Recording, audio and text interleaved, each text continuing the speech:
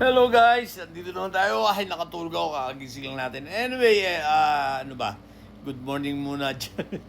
Good morning dyan at good evening rito. Guys, eto napaisip lang ako, no? Although, kita naman natin, daming mga gandang ginagawa ni Ombudsman Boying Remulla. Ang dami niyang mga, anong tawag nito? Mga ginagawang nagpapaiyak sa mga didilis, no?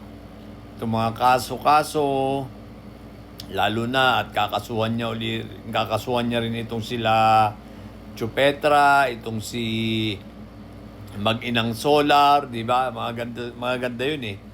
Ngayon, di ba nga alam natin na kakasuhan din niya si Kong Martin. Kaya lang dun sa patungkol sa kay Kong Martin, parang meron ako reservation doon eh. Alam niyo kung bakit lang?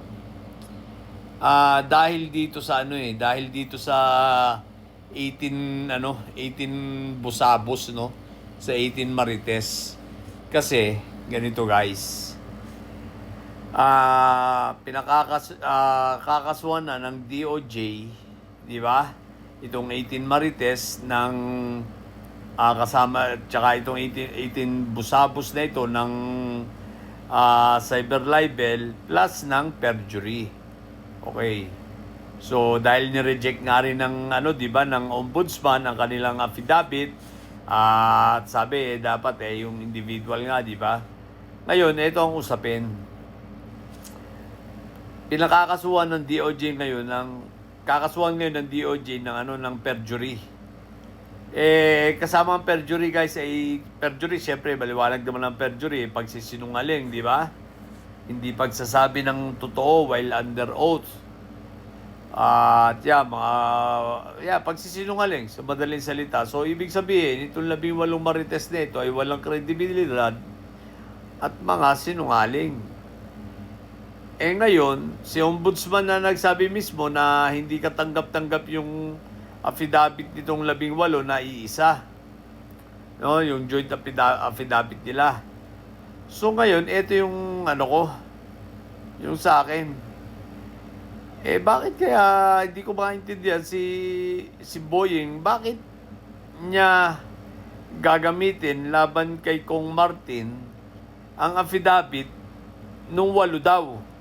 8 marites, 8 busabos na ito, no? Hindi lahat, yung 8 lang.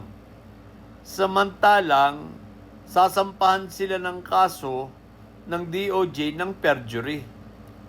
So, ibig sabihin, walang katotohanan yung mga salaysay nito. Diba? Kumbaga, hawsyaw at malayo sa katotohanan, di ba? Ngayon, bakit gagamitin ni Boying laban kay kay Kong Martin? Kaya mapapaisip kayo, di ba? So, ngayon, nakikita ko ang ikakaso kay Kong Martin medyo weak talaga, hindi malakas. Mahina talaga. Wala silang makitang ebidensya laban kay Kong Martin na malakas. Kung si si Agimat ay napagbigyan ng Sandigan Bayan para mag-bail despite na no bail yung kanyang kaso na malversation, dahil nga sa nakita ng Sandigan Bayan na kulang sa ebidensya, hindi sapat. Ngayon, what more ito mangyayari kay Kong Martin, di ba? So palagay ko rito, baka ma-dismiss lang ito ng kasi ng Sandigan Bayan, kasi wala namang maliwanag na ebidensya. Kung ang gagamitin ng ombudsman ay itong 18 marites, what the heck? Diba? So sa bagay na yun, parang medyo talagang may reservation ako rito, nagtataka ako rito kay ombudsman. Bakit? Kung wala naman talagang ebidensya, bakit mo pa ipagpipilitan, di ba? Para lang may masabi. Pero, kaya nga si Kong Martin, malakas ang loob talaga. Sabi niya, di ba, haharapin niya. Dahil alam naman niya talaga na kung wala ka naman talagang kasalanan, yan naman talaga dapat gawin.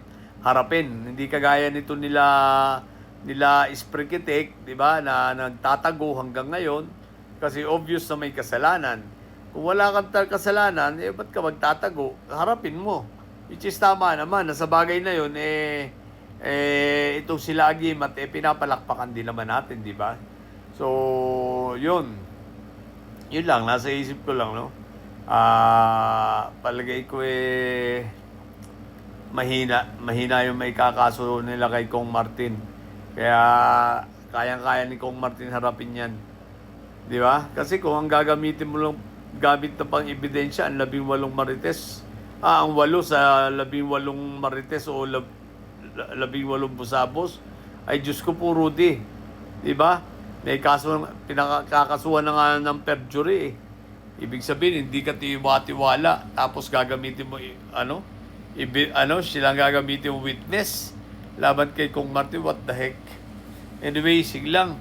Tignan lang natin. Ang mahalaga rito, handa naman si Kong Martin na harapin. So, tignan natin kung ano mga mangyayari sa mga susunod na araw, no? Ang importante, hinaharap. Kung may sala, di pagbayaran. Kung wala namang kasalanan, madidismiss naman talaga yan. Di ba ka? So, ilan muna sa mga bobondidili. Sa mga bobondidilis at may sayad dyan na nyo. Ang tatay nyo ay preso, ang BP nyo ay bobo. Manatili kayo mga bobo at may sayad sapagkat ang may sayad ay laging high blood. Bye!